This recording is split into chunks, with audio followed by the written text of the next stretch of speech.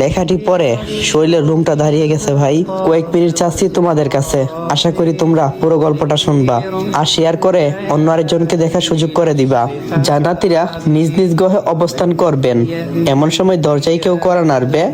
দরজা খুলে দেখবেন একজন ফেরেশতা দাঁড়িয়ে আছে। তিনি বলবেন, চলো আল্লাহ তাআলার সাথে দেখা করে আসি। তিনি তখন খুব উল্লাসিত হয়ে বের হয়ে দেখবেন খুব সুন্দর একটা বাহন তার জন্য উপস্থিত।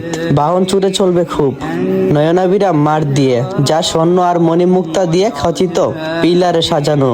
জান্নাতীরা খুব পরিতৃপ্তি নিয়ে ছুটবে। এমন সময় আলো দেখবে, আলোর পর আলো আরো। জান্নাতীরা তখন উল্লাসিত হয়ে ফেরেশতাদেরকে জিজ্ঞাসা করবেন, আমরা কি মহান আল্লাহকে দেখছি? তখন ফেরেশতা বলবেন, না, আমরা সেই পথে ছুটছি। হঠাৎ জান্নাতীরা শুনবেন গায়েবী আওয়াজ, আসসালামু আলাইকুম ইয়া আহলাল জান্নাত। আল্লাহ সুবহানাহু সালাম দিচ্ছেন জান্নাতীদের। খুবই আবেগময় হবে সেই মুহূর্তটা। আল্লাহু আকবার। আল্লাহ সুবহানাহু তাআলার জবাবে তখন জান্নাতীরা বলবেন, আল্লাহুম্মা আনতাস সালাম ইয়া মিনকাস সালাম তাবারাকতা ইয়া জাল জালালি ওয়াল ইকরাম। হে আল্লাহ, আপনি মহান, আপনি শান্তিময় এবং আপনার হতেই শান্তি বর্ষিত হই। আপনি রহমতময়, হে আল্লাহ, আপনি সম্মানের অধিকারী।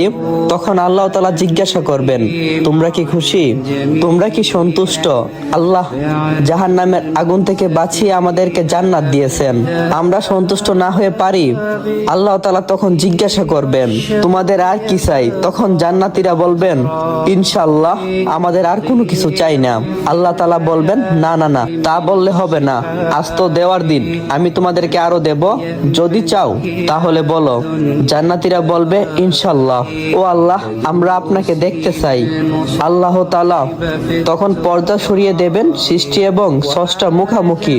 চোখ বন্ধ করে একটু চিন্তা করুন, সারা জীবন দুনিয়াতে যাকে ডেকেছেন, যাকে না দেখে চোখ দিয়ে অজরে পানি পড়তো, কাউকে না বলা আপনার একান্তই কথাগুলো যাকে বলছেন, খুব বিপদে কেউ নেই কেঁদে কেঁদে যাকে বলছেন, পকেটে টাকা ঘরে খাবার নেই, অনিশ্চিত ঔষধ দেখে খাবারের ব্যবস্থা করছেন যিনি, কতই চাওয়া মাকে বলিনি, বাবাকেও বলিনি, রাতের আধারে কেঁদে কেঁদে মহান আল্লাহকে বলছি, কত অপরাধ করছি কেউ দেখিনি, একজন দেখছেন, কিন্তু তিনি গোপন রেখেছেন, বারবার ভুল করেছি, তিনি ক্ষমা করছেন, অদৃশ্য ইশারায় সাবধান করে দিয়েছেন, মমতাময়ী মা আমার আদরের সন্তান, প্রিয়তমা স্ত্রীর ভালোবাসা দিয়ে অদৃশ্য ভালোবাসা আমাকে যিনি দিয়েছেন আর সবচেয়ে বেশি ভালোবেসেছেন, সবচেয়ে আপন সুমহান প্রতিপালকের মুখামুখি। সাহাবীদের প্রশ্নের জবাবে নবীজি সাল্লাল্লাহু আলাইহি সাল্লাম বলবেন, আমরা যেমন পৃথিবী থেকে চাঁদকে স্পষ্ট দেখি, আমরা আল্লাহ সুবহানাহু তাআলাকে ঠিক এভাবেই দেখব ইনশাআল্লাহ। আল্লাহকে দেখার জান্নাতীদের সবচেয়ে বড় নিয়ামত।